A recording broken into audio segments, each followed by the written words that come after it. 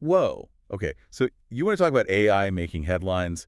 This OpenAI news, this is huge EE. We are diving deep on this one. Yeah, this is not your average tech news day. It's big even for the AI world, which, let's be real, is saying something. Right. Like we've been covering AI for a while now and things move fast, but this OpenAI story, this has really grabbed everyone's attention. For good reason. Exactly. So OpenAI, for anyone who somehow missed it, they're the folks behind ChatGPT. Which pretty much turned the tech world upside down last year. Yeah, no kidding. Yeah. But here's the thing, this isn't just about chatbots anymore. OpenAI is talking about like advanced intelligence as a widely accessible resource, and that's where things get really interesting. Yeah, that's not just a catchy tagline. That's a Yeah. mission statement. Right. And with the amount of money they just raked in, they're clearly serious about it. Okay, so let's talk numbers because that's what initially blew my mind.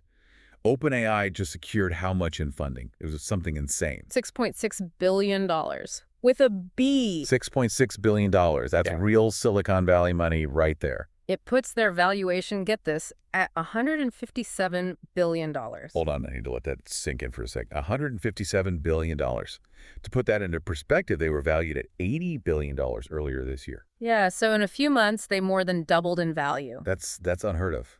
Even in the tech world where things move fast, that's lightning in a bottle. It tells you just how much faith these investors have in OpenAI's potential. We're not just talking about a successful app here. We're talking about a company that could fundamentally change how we live and work. So it's not just about the money itself, right? It's what that money represents, a seismic shift in the tech landscape. And we are here to break it all down. Now, when we talk about this level of investment, we're talking about the world of private investment, which is a whole other ballgame than when companies go public, like, going on the stock market. Could you explain that a little? Because Yeah. I think it's easy to get lost in the jargon. Absolutely. Imagine a company like OpenAI as a promising but still developing racehorse. Private investors are essentially putting their money on that horse, hoping it wins big in the long run. They're providing huge sums of cash up front, in this case $6.6 billion worth, with the expectation that they'll see even bigger returns down the line if OpenAI lives up to its potential. That's venture capital, in a nutshell, high-stakes bets on companies that could redefine the future. Okay, so you're telling me these investors just dumped $6.6 billion on OpenAI's doorstep. Like it's Yeah. nothing. Pretty much. But here's the catch. Building the future ain't cheap. Developing and running these AI systems, it's a cash-burning machine. Yeah, no kidding.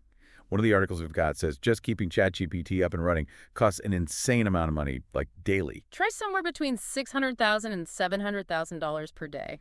Per day. I mean, I know server farms use a ton of electricity, but come on, what makes it so expensive? It's not just the electricity, it's the sheer scale of the operation. Think about it. We're talking about massive data centers filled with specialized hardware running 24/7, and then there's the team of engineers and researchers constantly monitoring and optimizing everything. These aren't your average IT guys either. We're talking top talent in one of the most competitive fields out there. So like they're paying these guys top dollar. You bet. And it's not just salaries either. There's the cost of research and development, acquiring even more data to train these models.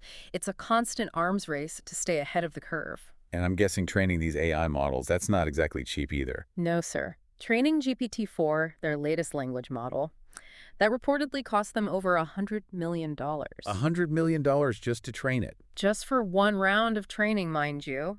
And these models require constant retraining as they evolve and learn from new data. It's a never-ending cycle of optimization. So where does all this money come in? I mean, what are they actually spending it on?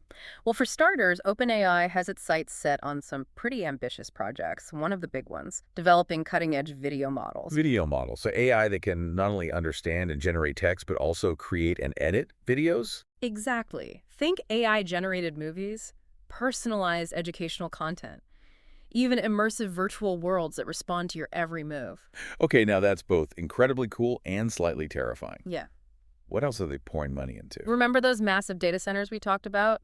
They're investing heavily in expanding their infrastructure. More servers, more processing power, more capacity to handle the ever-increasing demands of these AI systems. It sounds like they're locked in a never-ending race to build the biggest, baddest AI out there. In a way, they are. And they're not alone. We're seeing massive investments in other AI companies too, like Anthropic and xAI. This isn't just about building cool tech anymore. This is about establishing dominance in a field that could reshape the world as we know it. So we're talking video AI, massive server farms. It's a lot to wrap your head around. But I think the biggest question on everyone's mind is, What does this actually mean for the average person? That's the billion-dollar question, isn't it? It's easy to get caught up in the tech jargon and the funding figures, but at the end of the day, this is about how AI is going to change our lives. And OpenAI has been pretty upfront about their goal. They want to make advanced intelligence a widely accessible resource. Yeah, that phrase has been sticking with me. Widely accessible AI. It sounds, I don't know, almost utopian, but also kind of spooky at the same time. I get it. It's like we're on the verge of something incredibly powerful, but also potentially dangerous, like handing everyone on the planet a magic wand without knowing if they'll use it for good or evil. Exactly. So what could this actually look like? I mean, in concrete terms, how could widely accessible AI change our day-to-day lives? Imagine a world where anyone, regardless of their background or income, can access AI tools that enhance their creativity, help them solve complex problems, personalize their education. We can be talking about AI partners in scientific discovery, AI-powered solutions for climate change, even AI democratizing access to healthcare and legal services. Okay, now that sounds pretty utopian. But there's got to be a flip side, right? Yeah. What are the potential downsides, the risks that come with this level of AI proliferation? That's the million-dollar question, and frankly, one that keeps ethicists and policymakers up at night.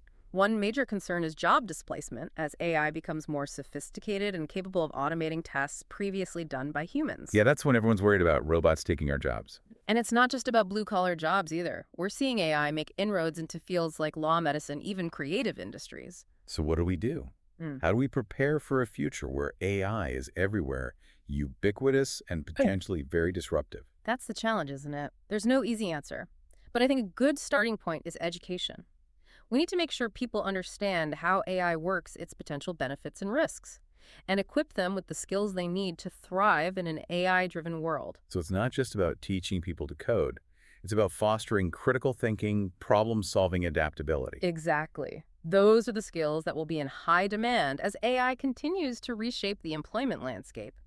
And it's not just about individuals. Governments and institutions also have a crucial role to play in establishing ethical guidelines for AI development and use, ensuring that this technology benefits all of humanity, not just a select few. It's a lot to think about. Yeah. But I think that's the point of these deep dives, isn't it? To grapple with these complex questions, to explore the uncharted waters of technological innovation, and to hopefully emerge a little bit wiser, a little bit more prepared for whatever the future holds. Absolutely. And one thing's for sure, it's going to be an interesting ride. That's an understatement if I've ever heard one.